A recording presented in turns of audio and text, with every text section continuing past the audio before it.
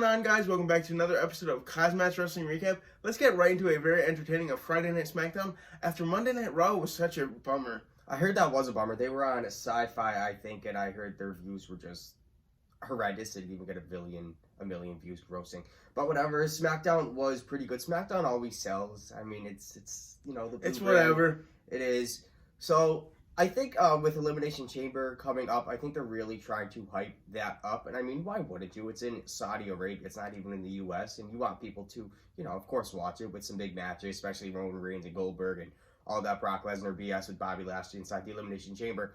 But I think SmackDown kicked off right with Sonya Deville kicking off the show, nursing her left arm after Ronda's attack on her last week. Sonya then petitioning, fining Ronda $100,000. I don't think that's going to go over well with you, Sonya. You know how that works out. Adam Pearce coming out reading an email sent by Vince McMahon that if Sonya Deville interferes in Charlotte and Naomi's match tonight, her job would be in big-time jeopardy. And then Naomi comes out slapping Deville in the face, saying that wasn't on the little email that Vince sent, so I can slap you around and I won't get in trouble.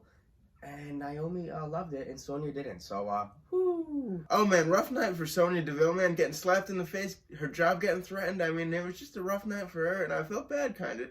I felt bad, too, but you know what? I didn't feel bad next about the match we had. It is a repeat from last week's SmackDown. They did it again because it just was so good. You said it, man. Big E and Kingston taking on Los Lotharios. From a great match last week, this was the same, like I said, with perfect timing. Angel actually rose up Kingston for a huge win. I'm not expecting Los Lotharios to really get a win over, these two types of competitors, especially this tag team, the New Day, I guess you could say. But let me just talk about something. I don't even care about this match. What are they doing with Big E?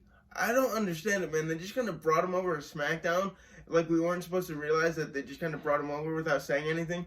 One thing I will say about this match is the Los Lotharios are pretty funny, man. They had, like, a kiss cam going on, like you see at sporting events. So I like seeing the match, but, we got to get some explanation on what's going on with Big E. I do, too. It makes up for Los Lotharios and, being a tag team. They're doing great. I will say the booking with that is pretty good.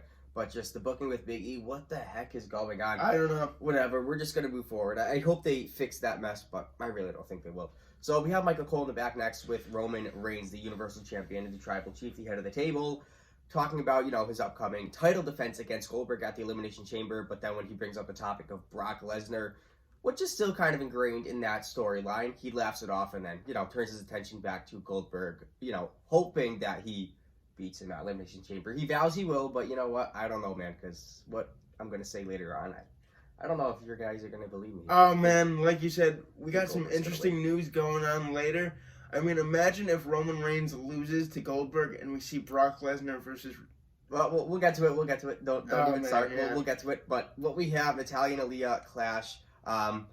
Natalya actually taking control on pretty early. I knew how this match was going to go. Of course, Aaliyah fighting back, but only to be tapped out by a sharpshooter by Natalya. But Natalya then attacks her after the match once again, and Xia Li, whatever her name is, makes the save. So yeah. Xia Li on SmackDown looking pretty strong, but I hope they start to actually do some stuff with her without her just, making saves and standing tall with one of the faces and whatnot. Yeah, I mean, you could tell by my voice, I was not very impressed with the match. I like Aaliyah, I like Natalya, I like Xia Li, but it just seems like very lazy booking. WWE, Vince McMahon especially, do better. In a little bit.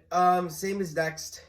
It was a hit or miss, but in Zayn, I like Sami. I rather prefer the McAfee minute, if you know what I mean. Oh, yeah, I forgot about that. But Sami's still not done with Knoxville, bringing up a video with him and him still outselling Sami in merchandise.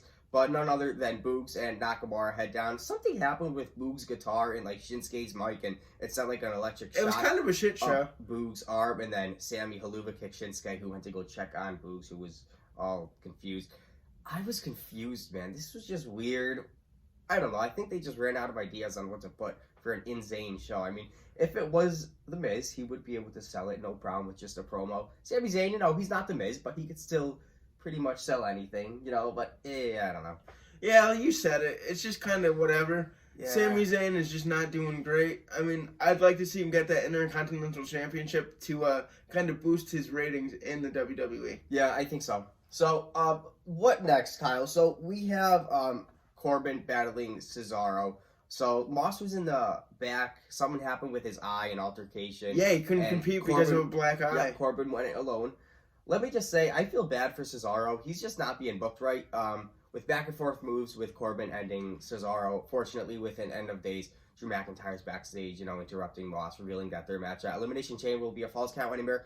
Good. They have Drew and Moss in a, somewhat bout. I kind of like it. But just for some reason, Cesaro, whoever he faces, it's just not selling me. And I don't know what to do or how to fix that right now. Oh, man, I totally agree with you. I mean, Cesaro is awesome. I'd like to see him, get a United States Championship, Intercontinental Championship, something. Because they're wasting his talents, just putting him in these mid-card filler matches. Same thing, right. Intercontinental Championship, give it to Cesaro because Shinsuke, his time is up, and I just don't care to see it. His matches just aren't the best anymore. Yeah. I think it's time for something better, and I think Cesaro is the next big thing.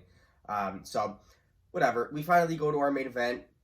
The show, it went by pretty quick. I'm not going to say it was the worst SmackDown, but I don't want to... It wasn't great. It wasn't the best. But with the women's title on the line, Naomi and the Queen, it was a great match. This was a long this match saved the night. A blockbuster and a missed moonsault by Charlotte. This was a phenomenal match, I will say. But Charlotte does beat Naomi, retaining that SmackDown Women's Championship with a natural selection. But I was happy. I kind of knew what was going to happen after the match. Naomi beating down Sonya Deville, who comes out, but then is jumped by Charlotte Flair, who is then attacked by Ronda Rousey. Rowdy! I miss seeing her on SmackDown, but who eventually saves both women from a heated Flair.